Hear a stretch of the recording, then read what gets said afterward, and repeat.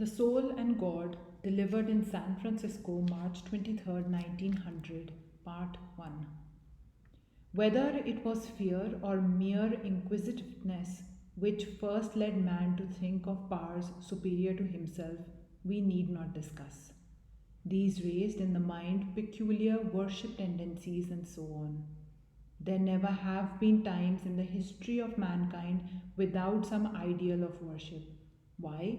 What makes us all struggle for something beyond what we see, whether it be a beautiful morning or a fear of dead spirits?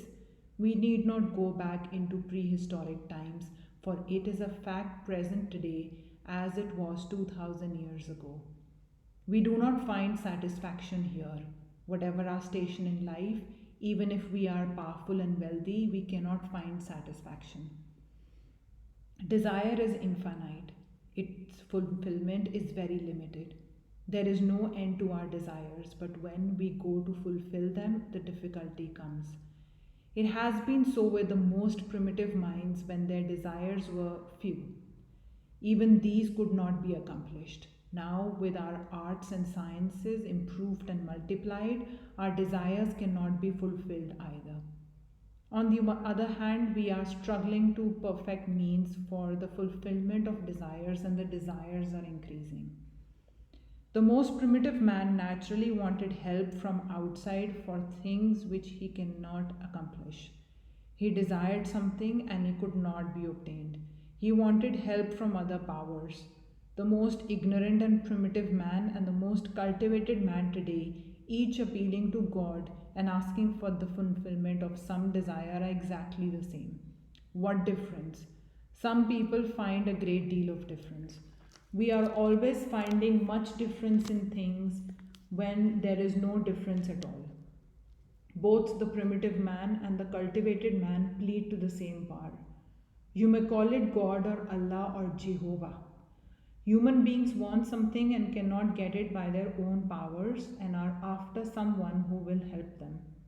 This is primitive and it is still present with us. We are all born savages and gradually civilize ourselves. All of us here, if we search, will find the same fact. Even now, this fear does not leave us. We may talk big, become philosophers, and all that, but when the blow comes, we find that we must beg for help. We believe in all the superstitions that ever existed, but there is no superstition in the world that does not have some basis of truth. If I cover my face and only the tip of my nose is showing, still it is the bit of my face. So with the superstitions, the little bits are true. You see, the lowest sort of manifestation of religion came with the burial of the departed. First, they wrapped them up and put them in mounds, and the spirits of the departed came and lived in the mounds at night. Then they began to bury them. At the gate stands a terrible goddess with 1,000 teeth. Then came the burning of the body, and the flames bore the spirit up. The Egyptians brought food and water for the departed. The next great idea was that of the tribal gods. This tribe had one god and that tribe another. The Jews had their god Jehovah, who was their own tribal god and fought against all the other gods and tribes. That god would do anything to please his own people. If he killed a whole tribe not protected by him, that was all right, quite good. A little love was given, and that love was confined to a small section. Gradually, higher ideals came. The chief of a conquering tribe was the chief of chiefs, god of gods. So with the Persians when they conquered Egypt. The Persian emperor was the lord of lords, and before the emperor nobody could stand. Death was the penalty for anyone who looked at the Persian emperor.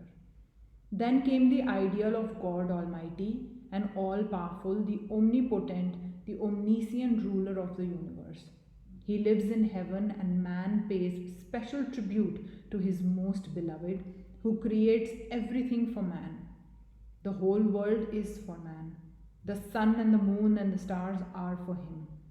All who have those ideas are primitive men, not civilized and not cultivated at all.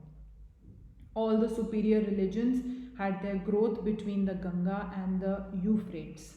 Outside of India, we will find no further development of religion beyond this idea of God in heaven.